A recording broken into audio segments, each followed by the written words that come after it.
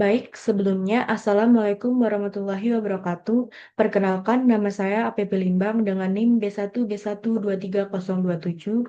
Di sini saya akan membahas mengenai dampak korupsi kepala daerah terhadap pelayanan publik studi kasus Gubernur Zumi Zola di Provinsi Jambi pada mata kuliah Korupsi dan Pemerintahan dengan dosen pengampu Bapak Alfa Beriansyah SIP MIP. Latar belakang dari permasalahan ini adalah korupsi merupakan salah satu permasalahan serius yang menggerogoti sendi-sendi kehidupan berbangsa dan bernegara. Tidak hanya merugikan keuangan negara, korupsi juga berdampak sistematik terhadap kualitas pelayanan publik, kepercayaan masyarakat, dan stabilitas pemerintahan. Dalam konteks pemerintah daerah, praktik korupsi yang melibatkan kepala daerah menjadi perhatian khusus karena posisi strategi yang dimilikinya dalam menentukan arah pembangunan dan kebijakan publik. Provinsi Jambi pernah menjadi sorotan nasional ketika Gubernur Zumi Zola ditetapkan sebagai tersangka oleh Komisi Pemberantasan Korupsi atau KPK pada tahun 2018 dalam kasus gratifikasi dan suap terkait pengesahan anggaran, pendapatan, dan belanja daerah atau APBD. Kasus ini mencerminkan bagaimana pejabat publik dapat menyalahgunakan kekuasaan untuk kepentingan pribadi dan politik yang pada yang pada akhirnya berdampak pada terganggunya pelayanan publik serta menurunnya integrasi birokrasi di tingkat daerah.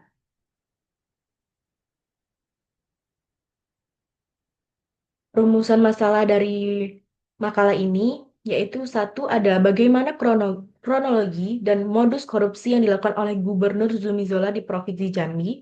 Yang kedua, ada apa dampak dari kasus korupsi tersebut terhadap pelayanan publik di lingkungan pemerintah Provinsi Jambi. Dan yang terakhir, bagaimana upaya penanggulangan dan pencegahan korupsi serupa di masa yang akan datang. Tujuannya, satu untuk menguraikan kasus korupsi yang melibatkan Gubernur Zumi Zola secara mendalam. Dua, untuk menganalisis dampak korupsi kepala daerah terhadap kualitas pelayanan publik. Yang ketiga, untuk mengidentifikasi strategi pencegahan korupsi di lingkungan pemerintahan daerah.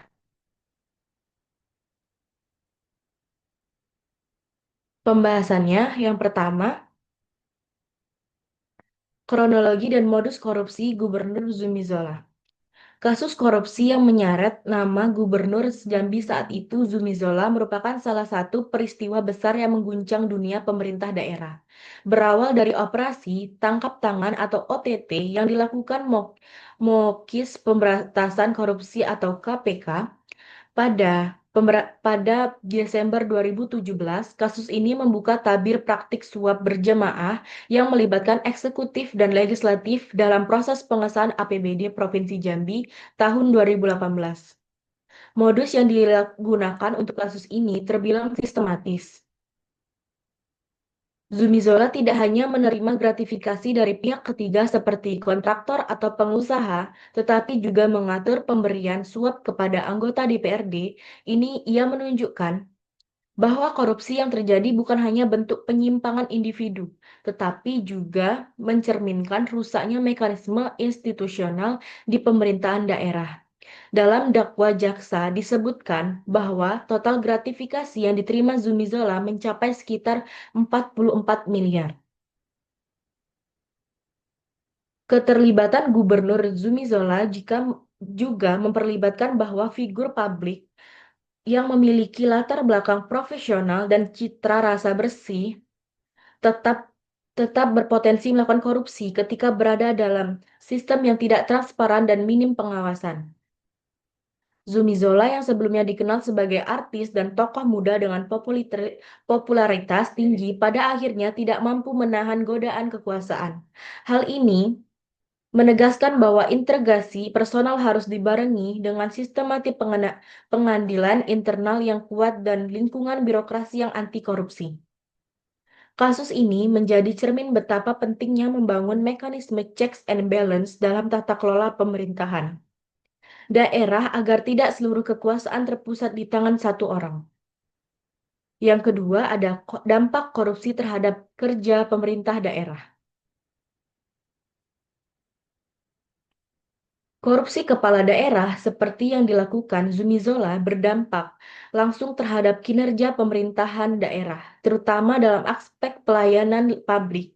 Setelah kasus ini terungkap, suasana birokrasi di lingkungan pemerintah Provinsi Jambi menjadi tidak stabil. Banyak pejabat eselon yang terseret dalam proses hukum atau setidaknya diperiksa sebagai saksi, menyebabkan kekosongan jabatan dan penurunan kinerja administrasi. Aparatur sipil negara atau ASN menjadi takut mengambil keputusan terutama yang menyangkut anggaran dan proyek-proyek strategis. Situasi ini menyebabkan banyak program pembangunan yang berjalan lambat atau bahkan tertunda termasuk proyek infrastruktur jalan, bantuan pendidikan, serta pelayanan kesehatan masyarakat Wibowo 2020.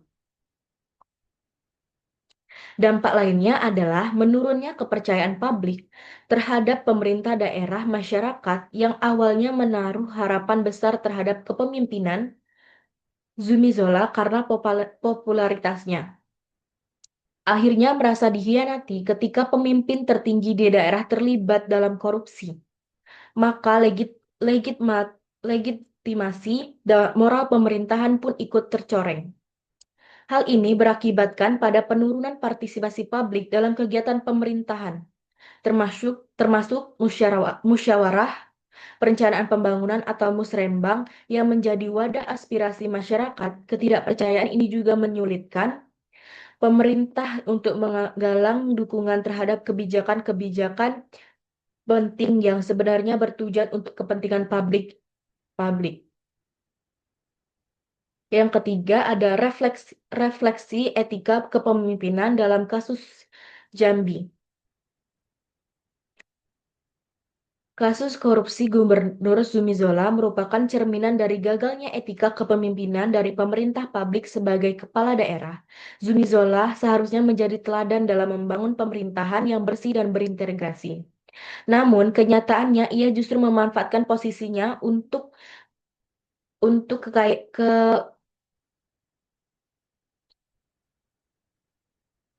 untuk memperkuat kekuasaan dan mendapatkan keuntungan pribadi. Tindakan ini bertentangan dengan prinsip-prinsip dasar kepemimpinan publik seperti tanggung jawab, kejujuran, dan pelayanan kepada masyarakat. Kepemimpinan yang efektif bukan hanya ditentukan oleh kemampuan administrasi, tetapi juga oleh moralitas dan keberanian untuk menolak praktik-praktik koruptor. Dalam konteks Provinsi Jambi, kegagalan kepemimpinan ini menciptakan krisis kepercayaan. Di tingkat lokal, ASN menjadi apatis, pejabat menjadi oportunitis, dan masyarakat menjadi skeptis terhadap proses politik. Ketika seorang pemimpin publik justru menjadi pelaku korupsi, maka seluruh sistem pemerintahan menjadi rentan terhadap pembusukan dari dalam. Etika kepemimpinan seharusnya menjadi bagian yang tidak terpisahkan dari pelatihan dan seleksi kepala daerah. Namun, dalam praktiknya, banyak calon kepala daerah yang diusung lebih karena popularitas dan kekuatan politik ketimbang integrasi pribadi. Partai politik pun turut bertanggung jawab dalam menciptakan iklim politik yang permisif terhadap calon-calon bermasalah. Oleh karena itu, kasus ini perlu dijadikan pelajaran berharga bahwa keberhasilan kepemimpinan publik tidak bisa hanya diukur dari permasalahan pembangunan fisik atau capaian ekonomi semata. Lebih dari itu, seorang kepala daerah harus mampu menjaga moralitas dan menjadi pelindung terhadap prinsip-prinsip good governance. Refleksi atas kasus Zumi Zola harus mendorong reformasi sistem politik lokal, di mana kepala daerah dipilih bukan karena daya tarik citra, tetapi karena kualitas integrasi dan komitmen terhadap pelayanan publik yang bersih dan adil.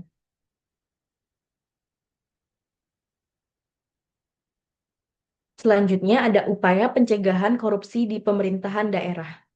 Pencegahan korupsi di lingkungan pemerintah daerah membutuhkan strategi yang komprehensif dan berkelanjutan. Salah satu langkah utama adalah memperkuat sistem pengawasan internal, terutama pada inspektorat daerah dan aparat pengawasan internal pemerintah atau APIP. Pendidikan anti korupsi juga harus diperluas, tidak hanya dalam bentuk kampanye publik, tetapi juga melalui pelatih dan pembinaan berkelanjutan terhadap ASN dan pejabat publik, kepala daerah, dan pejabat tinggi harus menjalani pelatihan integrasi secara rutin serta mendatangi fakta integrasi disertai dengan hukum bila dilanggar. Pendidikan anti korupsi juga harus diperluas, tidak hanya dalam bentuk kampanye publik, tapi juga melalui pelatihan dan pembinaan berkelanjutan terhadap ASN dan pejabat publik. Kepala daerah dan pejabat tinggi harus menjalani pelatihan integrasi secara rutin serta mendatangi fakta integrasi secara rutin serta mendatangi yang disertai saksi hukum bila dilanggar. Peran partai politik sangat penting dalam proses rekrutmen pemimpin. Harus ada sistem seleksi yang ketat terhadap calon kepala daerah dengan menekankan pada rekam jejak, integrasi, integritas, dan komitmen terhadap pelayanan publik, bukan semata elektabilitas dan kekuatan modal. Selain itu, peran masyarakat sipil dan media harus diperkuat. Lembaga swadaya masyarakat, akademisi, dan wartawan lokal perlu dilibatkan sebagai mitra dalam mengawasi jalannya pemerintahan. Di sisi lain, KPK dan lembaga penegak hukum lain harus meningkatkan kapasitasnya dalam melakukan penindakan hukum secara cepat, transparan, dan adil. Untuk Provinsi Jambi, pasca kasus Zumi Zola, momentum reformasi birokrasi dan perbaikan sistem harus terus dijaga agar tidak terjadi penggulungan sejarah yang sama. Pencegahan korupsi bukan sekedar retorika, tetapi harus menjadi komitmen nyata di setiap lini pemerintahan. Selanjutnya ada kesimpulan dan saran dari pembahasan ini. Kesimpulannya, dampak dari peristiwa ini dirasakan secara nyata oleh masyarakat. Kinerja birokrasi menjadi terganggu, moral aparatur merosot, dan berbagai program pelayanan publik mengalami perlambatan atau stagnasi yang lebih serius. Krisis kepercayaan publik terhadap pemerintah daerah meningkatkan tajam, menyebabkan apatisme dan penurunan partisipasi dalam proses pembangunan. Kasus Zumi Zola juga menjadi cermin kegagalan etika kepemimpinan publik, di mana sosok pemimpin yang semestinya menjadi panutan justru menjelma menjadi bagian dari masalah. Secara keseluruhan, studi ini menegaskan bahwa korupsi kepala daerah berdampak luas dan dalam terhadap kualitas tata kelola pemerintahan dan kesejahteraan masyarakat. Oleh karena itu, dibutuhkan langkah-langkah konkret dan sistematis dalam mencegah serta menanggulangi korupsi, bukan hanya melalui pendekatan hukum, tetapi juga lewat penguatan nilai-nilai integritas, reformasi birokrasi, dan keterlibatan aktif masyarakat sipil. Saran dari PPT, dari pembahasan ini, yang pertama ada: satu, bagi pemerintah pusat dan lembaga penegak hukum seperti KPK, perlu adanya peningkatan pengawasan dan audit secara menyeluruh terhadap proses penganggaran di daerah. Program-program pencegahan harus diperkuat, termasuk dengan mendorong transparansi digital dalam pengelolaan keuangan daerah, memperluas pelatih anti korupsi, serta memperkuat peran inspektorat dan APIP sebagai garda depan pengawasan internal. Yang kedua ada partai politik sebagai pihak yang mencalonkan kepala daerah juga harus bertanggung jawab dalam mencetak pemimpin yang bersih dan berkomitmen terhadap pelayanan publik. Proses rekrutmen dan seleksi calon kepala daerah harus berlandaskan integritas dan rekam jejak. Bukan semata elektabilitas. Selain itu, masyarakat harus didorong untuk lebih kritis dan aktif dalam mengawasi jalannya pemerintahan, termasuk melalui media sosial dan forum-forum partisipasi lainnya. Dan yang ketiga, bagi generasi muda dan calon pemimpin masa depan, kasus ini harus menjadi cerminan bahwa jabatan publik adalah amanah, bukan alat untuk memperkaya diri. Pendidikan karakter dan nilai-nilai anti korupsi perlu ditanamkan sejak dini, termasuk termasuk dalam kurikulum pendidikan formal. Kepemimpinan yang beretika dan berpihak pada rakyat akan menjadi fondasi kuat bagi terwujudnya tata kelola pemerintahan yang bersih, transparan, dan berorientasi pada kesejahteraan bersama. Dengan demikian, dari tragedi korupsi di Provinsi Jambi ini, kita hanya belajar tentang kerusakan yang ditimbulkan oleh kekuasaan yang disalahgunakan, tetapi juga menemukan urgensi untuk membangun ulang kepercayaan dan komitmen kolektif demi pemerintah daerah yang bermartabat dan berpihak pada rakyat.